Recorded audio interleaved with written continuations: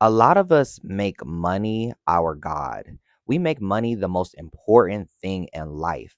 And it is really important because you use it to eat, you use it to travel, you use it to buy clothes, you use it to live in a house or apartment or whatever. And it's really important for your well being. But the thing about money is that it comes and goes. When we have expenses and debt and tuition and all this stuff we have to pay, it comes and goes. Money isn't something that can have an intimate relationship with us and provide us happiness. It can provide us a lot of pleasure and a lot of safety, but it can't provide real joy in life. And we make it money the most important thing because we feel like we can access people, places, and things. And that's not necessarily always true. We can set a plan of ourselves to have a lot of money, but we cannot guarantee the people, the places, and things being in the right conditions for us. We can have a lot of money and be a rich person. That doesn't mean people are going to like you. That doesn't mean people are going to respect you. That doesn't mean that people are going to think you're attractive either. And this is something that I keep learning over and over and over. I've seen so many arguments happen within my own family over money. You need to pay this bill. You need to save your money more. You do this, you do that. And it stresses a lot of us out on a family unit and within our friendships. You go to Miami and your friend doesn't have a lot of money. Then suddenly, when you come back from Miami to wherever you came from, you're not friends with them no more because you argue over money. A past relationship of mine, past friendship of mine over the past year, we fell out over rent. We fell out over paying rent at a certain time. If one of us couldn't pay at a certain time, it sent the other person into fight or flight. And money can be a dividing factor in relationships, not a factor that brings us together. And the number one thing that we have to keep in mind, the number one thing that we should be focused on in life is our community, our relationships. And that sounds so corny. When someone says that, and I've heard this 1,000 times, it just sounds corny. Like, no, in America, to have a good life, I need to have a lot of money, which is true to a certain degree.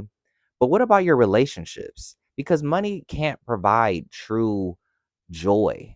It can give you the conditions for pleasure and safety, but it can't give you joy. Joy is something that you experience within the relationship with yourself and the relationship with other people.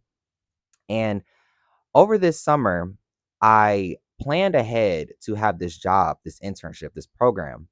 And as I'm entering the internship and I'm talking to the supervisors, the program coordinators, I'm realizing that the pay was lower than what they told me. I'm realizing the hours are lower than what they told me. I'm realizing that the opportunity isn't necessarily guaranteed to work full time. And it's something that I'm going to have to like really work on myself and manifesting. And it sent me into a fight or flight state over this summer where I've been really stressed out about money, and it just really causes you to just feel bad about yourself. First, you blame yourself because you're like, how did I not save the money I needed for this summer? How did I not know that this program was going to end up like this? How did I not have a backup plan to this?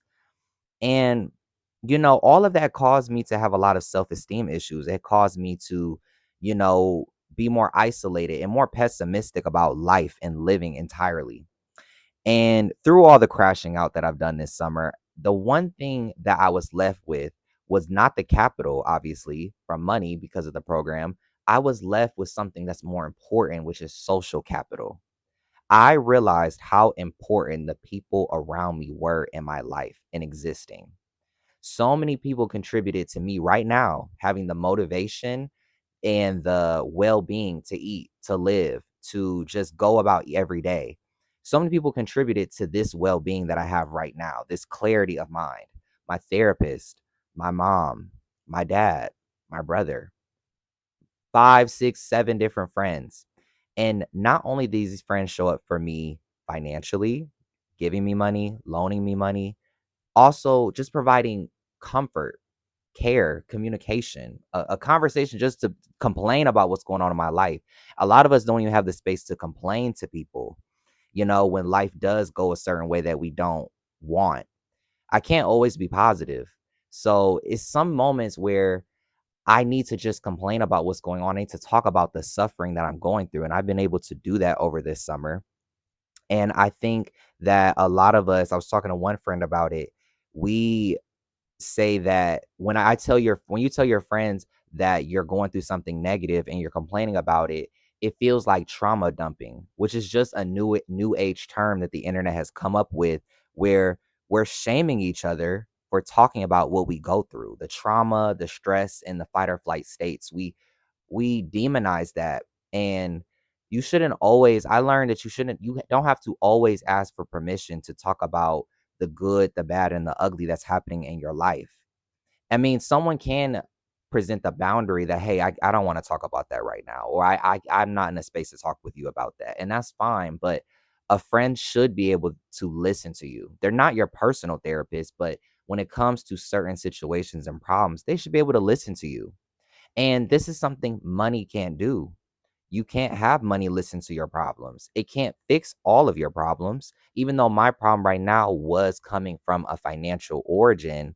But it wasn't only that. I was feeling confused because I wasn't making progress in what I was trying to do within my job, career, program, or whatever. I didn't feel like I was making progress, which was a separate issue than the money itself. And I really want you to understand that the people around you matter. You need to have someone you can laugh with. You need to have someone you can cry with. You need to have someone that can tolerate your pessimism, your ugly, your anger, your confusion, especially right now. If you're in your 20s like me, or even if you're in your 30s, or maybe you're younger, than 20s, you need to be able to accept that life is going to be crazy. Life is going to be a roller coaster. Life is going to go up and down randomly. Like me, you can set a plan for your whole year. I'm going to take my classes at this time. I'm going to do this internship at this time. And then I'm going to do my more classes and I'm going to do that and that and that. You can set up the plans. It doesn't mean life is going to make it perfect and easy for you to execute. That's where you have to lean and rely on your community, your tribe. And, this is kind of like obvious to our ancestors because they lived in these tribal communities. And there's still tribal communities in Africa and other places that exist where they lean on each other. And it wasn't about hierarchies. It wasn't about making people feel bad for their spot in the tribe. You all are holding each other up. The chief, yes, was the leader, but the chief had a function. And then there was also a blacksmith. There was also a spiritual leader. There was also a doula. There was people who hunted and gathered the food. There's people who cooked the food. And then everybody had their place in that community, and you rely on your community because we're not superhumans. We're not able to do every single thing. No celebrity, no spiritual leader, no person on this planet can do things alone. And that's what I learned this summer.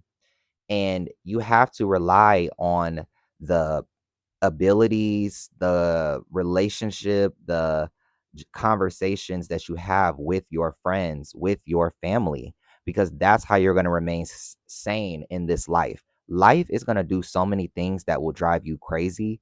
And if you don't have the social capital of real people around you, and I'm talking about real people, I'm talking about someone where you can call them right now and you can be like, listen, I'm really going through it. Like, I need to talk about this. Like, I need some help, and for them to actually offer that help willingly. There were friends over this summer where I just really needed help. Credit card and other things I had going on. And I was like, listen, I just need like $20. And I had multiple friends just send me $20. They didn't even ask why I needed it. And it's not about the money, but it's just about the fact that someone really cared enough to just send me money, especially right now with this job market, this economy. They just sent me $20 and they didn't ask why. I didn't have to beg. I didn't have to demean myself. I didn't have to, do all these things. And my ego really does take a beating when I have to ask people for things, especially money, because I don't want to treat my friends like a bank. I don't want to treat my parents like a bank. And it really took a certain amount of humbling for myself this summer to even do that. But I'm so glad I did because it made me realize how awesome people are. Like, I don't know. It made me realize how awesome the people around me were and are in my life. And I haven't been living my life alone up until this point. So many of us are very plugged into individualism. Like, I got my degree. I got this job. I got into this relationship. when all of these things, if you really think about it, relied on someone else. A professor boosted your grade. A student in the class worked really well on your group assignment. Someone gave you the notes. Someone told you what you missed in class. Someone had to hire and train you in this job. Someone accepted your application and read it and processed you. You did nothing in this life alone, and you're never living alone. It's about the people that you exist on this planet with and what that they can do for you, and also what you can do for them. And when people help you, it is your responsibility to do something in society to help back. So soon as I got my first check of this summer, it was 3 months of no pay. I got my first check of the summer. The first thing that I did was I found a random person online and I sent them money. I found a person, their account popped up and they post like motivational quotes and they were talking about they're struggling financially. I sent some money. And you know why I sent some money? Not for performative reasons to just tell you. I sent money because I know what that pain and confusion and stress feels like because I just experienced it this summer. And I had all these people in my life help me. Like Maya Angelou said, I've had rainbows in my clouds. I've had rainbows in my clouds. I've had people that helped me. And I want to be that rainbow in somebody else's cloud. As cheesy as that sounds, but it's true. None of us are going to make it here alone. So, if you take nothing from this video, I want you to understand that money is important, well being, rent paid, looking good, nails done, hair done, gym memberships, all that is important. Car note, but please focus on the relationships that you have and please evaluate that they're the relationships for you. That's why I wrote this book right here on relationships. You don't have to buy this book. I'm just telling you, this is a resource you can use to evaluate, do you have good relationships and how you can work on those relationships so when life is hard, you have something to lean on. That's all I'm saying. So my name is Tabari. If you guys really enjoyed this video, don't forget to like, comment, subscribe, do all those amazing, beautiful things. I really enjoyed you listening to the very end. Don't forget to leave a comment. Tell me what you think. Tell me your experience with the things I'm saying. Agree with me, disagree with me. But no matter what you do, I will definitely see you guys in my next video. See you later.